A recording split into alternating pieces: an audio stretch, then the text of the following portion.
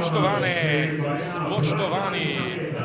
prisrčen pozdrav iz Domžalskega športnega parka. Pred nami je začetek zadnjega 36. kroga v tej sezoni prve lige Telemach in kakšen krog bo to. Danes se bo odločalo o obstanku v ligi, jutri o evropskih vozovnicah. 3 tekme se bodo začele čez približno 15 minut. Jasno, 3 klubi so še ostali v boju za obstanek. Aluminij doma gosti Domžale, v Murski Soboti na Fazaneriji gostuje Rogaška, v Domžalah pa Radomljani gostijo nove državne prvake Celjane. Pravega tekmovalnega pomena ima, že pred časom so si zagotovili novo prvenstveno zvezdico. Tule je že prva priložnost morda za Radomljane. Matic Šošić in odlično Jurkar. Pa odbita žoga ponovno do Šošića, takoj v prvi minuti, torej velika priložnost za Mlinarje. Ekipa je ostala neizkoriščena. Šošić, ki se vrača seveda po odsluženi kazni zaradi rumenih kartonov. Vrača do svojega vratarja Veliča. Poslal proti sredini igrišča, tam je do nje prišel Zabukovnik, pa zdaj Karničnik. Lepo Prucev, Matko ima priložnost in dober blok dobrovoljca.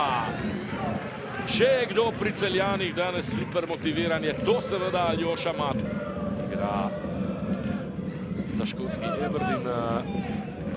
Je odšel prav iz tabora Radomljanov, kajti časa je bilo seveda tudi za Mlinarje. Tole je bila nova lepa priložnost za Mlinarje. Tokrat je poizkusil Da Cruz.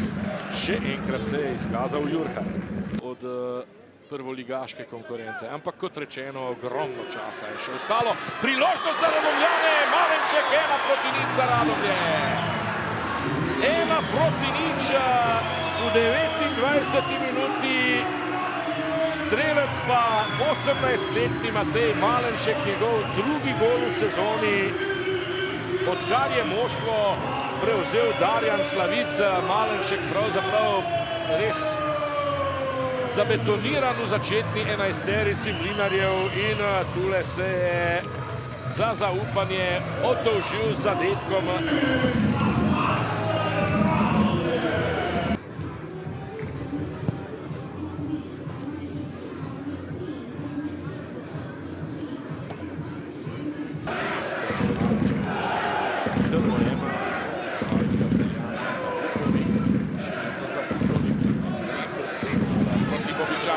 Predvsem prostora za Bobičanca, priložnost za Menala, Matko pred golom in ni uspel preusmeriti žoge v mrežo. Bobičanec, Menalo, tole je priložnost morda za Matka, ki pa ni prišel do strela, na koncu bo to gola od Zaveliča. Celo Radomljani so že v 29. minuti povedli in ja, zdaj Klišević, Matko! To je to, kar sem rekel. Edino odprto vprašanje je, kdo bo na koncu najboljši strelec, ali je 60 sekund, kolikor je ostalo do konca dovolj, da Matko skoči sam na vrh lestvice strelcev in tu je odgovor. Aljoša Matko, 18. gol v sezoni. Nadaljujem. Tule so statistični podatki tekme med Mlinarji in Grof. Darjan Slavic, stresni dnevi zagotovo, tile, ki so vodili do današnje tekme, zdaj pa je nekako potrebno se kar hitro umiriti, steniti najprej misli po tem remiju s Celjem, rezultat, ki daje marsikaj dobrega ob pogledu naprej. Ja, lahko bi bil še boljši, če bi zmagali, ampak ja, vsaj predvsem tisti prvi polčas je izgledal dobro v obeh fazah, tako da to je eno vodilo naprej. Normalno, da smo v drugem polčasu želeli zadržati ta rezultat, ne iti v rizik, ampak skozi gledano razen te 93. minute, ko je padla malo koncentracija, to pod nos, resno kapo dol fantom. Zdaj vas čakajo res, bomo rekli, kar specifični dnevi. Po eni strani nekako še čakate, kdo bo vaš nasprotnik, po drugi strani se marsikaj rešuje, kot slišimo, tudi za recimo temu zeleno mizo. Kako se zdaj nekako zbrati, ostati osredotočeni? Verjetno ne boste kar prekinili oziroma tega razmisleka, kaj vas čaka, ampak vseeno, budno boste spremljali tudi ostalo dogajanje. Pa ja, zdaj zaenkrat smo želeli biti 8, to je bil cilj, to ni dosežen, ampak dobro, 9. mesto, zdaj vemo, kje smo. Počakali bomo absolutno do jutri, potem bo slika bolj jasna, ampak kot zdaj, fokus na svoje, da končamo to, kot treba, da si zastavljene cilje, da kratkoročne v prvi fazi dosežemo in potem gremo naprej. Damir Krznar, sezona je konec, za zaključek remi z Radomljami 1-1. Tekma, ki rezultatsko za vas ni bila pomembna, ampak imam vseeno občutek, da zdaj niste ravno najbolj zadovoljni. Ne, nisam.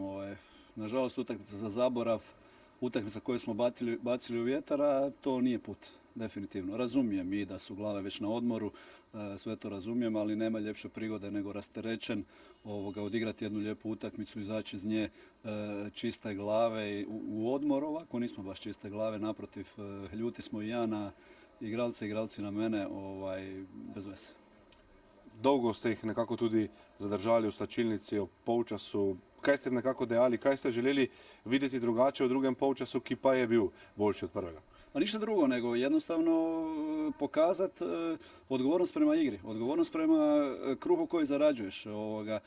Neću reći jednu ružnu žensku riječ, ali lopta vidi i zamjeri. Ako ćemo se tako ponašati, ostaće to i za sutra. Tako da bio je jedan neugodan sastanak definitivno, zaprijetio sam i kaznom jer na kraju krajeva vođenje momčadi jest princip nagrade i kazne. Nagrada je bilo dovoljno, zaslužili su ih, ali isto tako moraju biti svjesni kazne. Uroš Korun, remi s Celjem, z državnimi prvaki, verjetno nikoli ni slab rezultat, tudi glede recimo celotne slike. Na koncu ste ohranili to 9. mesto, kakšne so nekako prve misli po tekmi? Seveda smo veseli, da smo nekako obdržali to 9. mesto, seveda upali smo na 8. Zdaj na sreča nismo rabili na koncu zmage, kajti prijeti gol v zadnjih sekundah bi bil zelo boleč, ampak podaljšali smo sezono, imamo še 2 finala, tako rekoč, izjemno pomembni tekmi, vemo kakšen je naš cilj. Prvi polčas danes je bil z naše strani zelo dober, to je bilo zelo dobro ponoviti v četrtek in gremo na zmago. Je pa verjetno sezono, recimo temu, lažje reševati proti tistemu, ki bo drugi v drugi ligi, kot pa proti Celju. Ja, vsekakor. Vemo, da Celjani so prišli danes kot državni prvaki že par tednov razbremenjeni in nekako, ko si lahko tako razbremenjen v tekmi, je ponovadi dosti lažje. Na srečo smo danes vstopili v to tekmo mi zelo agresivno in nekako postavili ton igre na našo stran na začetku. Tako da seveda ne smemo pričakovati lahkih tekem v dodatnih kvalifikacijah, ampak hočemo, nočemo, smo favoriti. Aljoša Matko, za konec sezone remi, ampak danes nekako rezultat seveda za vas ni bil v prvem planu, vseeno, kako ste vi videli tekmo? Ja, mislim, hoteli smo zmagati, res je bila ena slabših tekem v letošnji sezoni z naše strani, ampak na koncu smo nekako drug polčas probali se priklopiti, na koncu zadeli in vsaj nekako ublažili to slabo igro. Zadnje sekunde sezone, 18. gol v sezoni, na vrhu lestvice strelcev zdaj je samo Aljoša Matko. Je pa recimo temu vaš cilj pred tekmo izpolnjen? Ja, mislim, že tudi v prejšnjih situacijah, ko sem v prvi polčas sem imel to situacijo, da udarim, ampak sem videl, da je svoj igralec na drugi strani prosim probal podati, nekako bi že takrat lahko probal nekako zadeti ta gol, ampak nisem ga silil, na koncu mi se je nekako sam poklonil in sem srečen še za ta 18. zadetek.